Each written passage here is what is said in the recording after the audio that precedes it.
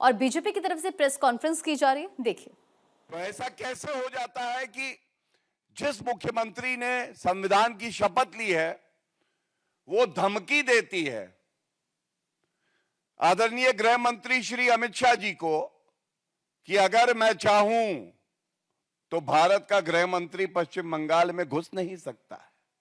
और फिर यही नहीं रुकता है, धमकी आगे बढ़ती है और कहती है अगर मैं चाहूं तो वो होटल के कमरे से बाहर नहीं आ सकते हैं। मतलब अगर कोई नागरिक अपने संवैधानिक अधिकारों का प्रयोग करके जनता से संवाद करने, संपर्क करने जाना चाहता है, देश के गृह मंत्री जी जाना चाहते हैं, तो आप उनको धमकी दे रही हैं। ये धमकी क्या है?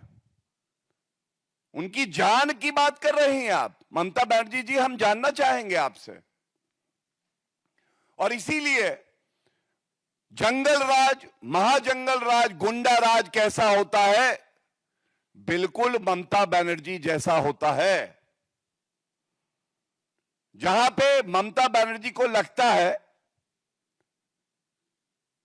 रोहिंग्या जो घुसपैठिए हैं वो तो उनका वोट बैंक है, उनके साथ तो ममता बनर्जी रिश्ता बनाए रखना चाहती हैं, लेकिन भारत के गृह मंत्री जी के लिए अपशब्द कहती हैं। और बात जब पश्चिम बंगाल की कर रहे हैं, और मैंने बात करी वोट चोरी का जो बेबुनियाद आरोप राहुल गांधी कई बार लगाते हैं चुनाव हारने के बाद, तो अब जरा जो मैं वक्तव्य आपके सामने रख रहा हूं इस पे ध्यान दीजिएगा। आप सबको पता है जितने राजनीतिक दल सांप्रदायिक राजनीति करते हैं, तुष्टीकरण की राजनीति करते हैं, वंशवाद से जो प्रेरणा लेते हैं, जो भ्रष्टाचारी थे, सब एक साथ आए थे। नाम दिया था इंडी अलायंस। INDI alliance. जनता ने कहा ये घमंडिया है, ये महाठगबंधन है, चुनाव हरवा दिया। लेकिन अब विरोधाभास देखिए, एक दूसरे के जानी दुश्मन बने हुए हैं। अधीर रंजन चौधरी जी कांग्रेस के सम्मानित नेता हैं, नेता प्रतिपक्ष रहे हैं। क्या कहते हैं? वो कहते हैं पश्चिम बंगाल में ममता बनर्जी वोट चोरी नहीं करती है, वोट डकैती करती है। मैं पुनः कहूंगा, राहुल गांधी तो वोट चोरी के बेबुनियाद आरोप लगाते हैं। अब इंडी अलायंस उनके ही साथी टीएमसी ममता बनर्जी, वो भी देश हित में कोई कार्य हो तो उससे नफरत करते हैं। कांग्रेस भी ऐसा ही करती है। दोनों में एक समानता और थी, आदरणीय प्रधानमंत्री श्री नरेंद्र मोदी जी को पानी पी पी कर कोसना, अब शब्द कहना। लेकिन अब देखिए क्या हो रहा है। अधीर रंजन चौधरी जी ने कहा in Bengal TMC doesn't just steal votes, it commits vote dacoity. Vote चोरी नहीं, वोट डकैती होती है। अच्छा, तो अगर वोट डकैती ममता बनर्जी जी करती हैं, और हम तो कह ही रहे हैं जंगल राज है, तो ये इंडी अलायंस आपस में क्यों चुनाव साथ लड़ रहा था? और इस पे यहां नहीं रुकते हैं अधीर रंजन चौधरी जी, इससे आगे बढ़ते और कहते हैं Mamata Banerjee will not allow SIR in Bengal. अब चिंता हो रही है।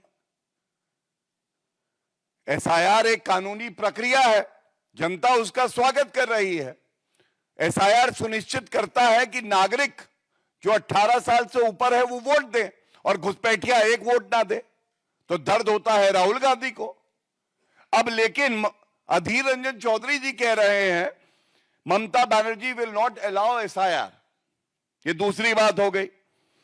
और साथ में फिर कहते हैं कि ममता बनर्जी और टीएमसी के नेताओं ने धमकी दी है कि अगर एसआईआर हुआ तो खून की नदियां बहा देंगे ये लोग,